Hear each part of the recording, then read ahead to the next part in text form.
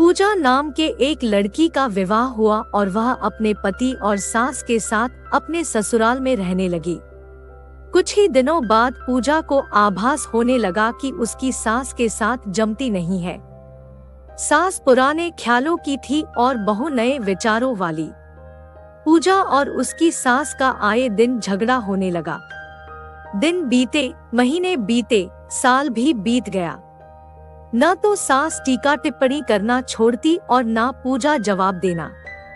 हालात बद से बदतर होने लगे। पूजा को अब अपनी सास से पूरी तरह नफरत हो चुकी थी। पूजा के लिए उस समय स्थिति और बुरी हो जाती जब उसे भारतीय परंपराओं के अनुसार दूसरों के सामने अपनी सास को सम्मान देना पड़ता। अब वह किसी भी तरह सास से छुटकारा पाने की सोचने लगी। एक दिन जब पूजा का अपनी सास से झगड़ा हुआ और पति भी अपनी मां का पक्ष लेने लगा तो वह नाराज होकर मायके चली आई। पूजा के पिता आयुर्वेद के डॉक्टर थे। पूजा ने रो रो कर अपनी व्यथा पिता को सुनाई और बोली, आप मुझे कोई जहरीली दवा दे दीजिए जो मैं जाकर उस बुढ़िया को पिला दूं, नहीं तो मैं अब ससुराल नहीं जाऊंगी। बेटी की परेशानी समझते हुए पिता ने पूजा के सिर पर प्यार से हाथ फेरते हुए कहा, बेटी, अगर तुम अपनी सास को जहर खिलाकर मार दोगी तो तुम्हें पुलिस पकड़ ले जाएगी और साथ ही मुझे भी, क्योंकि वो जहर मैं तुम्हें दूंगा। इसलिए ऐसा करना ठीक नहीं होगा। लेकिन पूजा जिद पर अड़ गई, आपको मुझे जहर देना ही होगा। अब मैं किसी भी कीमत पर उसका मुंह देखना नहीं चाहती। कुछ सोचकर पिता बोले, ठीक है, जैसी तुम्हारी मर्जी, लेकिन मैं तुम्हें जेल जाते हुए भी नहीं देख सकता, इसलिए जैसे मैं कहूँ वैसे तुम्हें करना होगा। मंजूर हो तो बोलो। पूजा ने पूछा, क्या करना होगा? पिता ने एक पुड़िया में जहर का पाउडर बांधकर पूजा के हाथ में देते हुए कहा, तुम्हें इस पुड़िया में से सिर्फ एक चुटकी जहर रोज अपनी सास के भोजन में मिलाना है।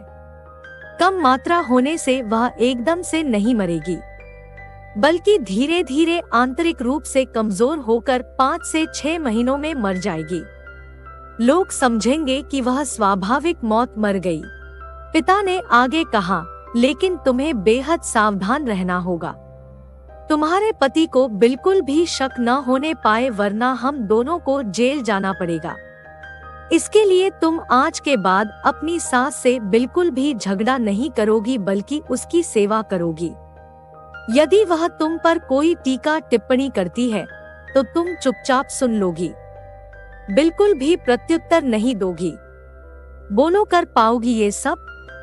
पूजा ने सोचा, 6 महीनों की ही तो बात है, फिर तो छुटकारा मिल ही जाएगा। उसने पिता की बात मान ली और जहर की पुड़िया लेकर ससुराल चली आई। ससुराल आते अगले ही दिन से पूजा ने सास के भोजन में एक चुटकी जहर रोजाना मिलाना शुरू कर दिया। साथ ही उसके प्रति अपना बर्ताव भी बदल लिया।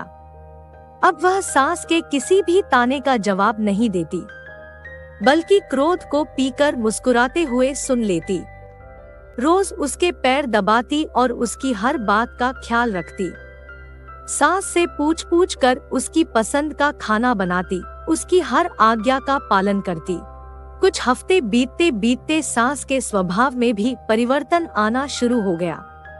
बहू की ओर से अपने तानों का प्रत्युत्तर न पाकर उसके ताने अब कम हो चले थे और वो कभी कभी बहू की सेवा के बदले बख्शीश भी देने लगी थी। धीरे धीरे 4 महीने बीत गए। पूजा नियमित रूप से सास को रोज एक चुटकी जहर देती आ रही थी, किंतु उस घर का माहौल अब एकदम से बदल चुका था। सास बहू का झगड़ा पुरानी बात हो चुकी थी।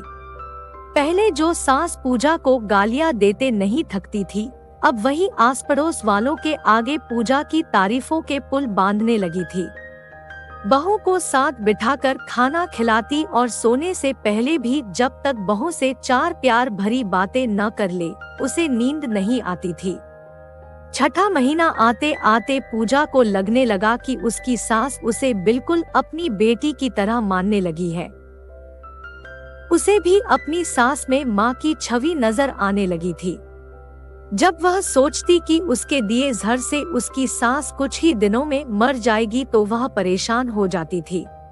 इसी परेशानी को मिटाने को पूजा एक दिन अपने पिता के घर दोबारा जा पहुंची और बोली, पिताजी, मुझे उस जहर के असर को खत्म करने की दवा दीजिए, क्योंकि अब मैं अपनी सास को मारना नहीं चाहती। वो बहुत अच्छी है और अब मैं उन्हें अपनी माँ की तरह चाहने लगी हूँ। पिता ठठाकर हंस पड़े और बोले, जहर? कैसा जहर? मैंने तो तुम्हें जहर के नाम पर हाजमे का चूर्ण दिया था। हा हा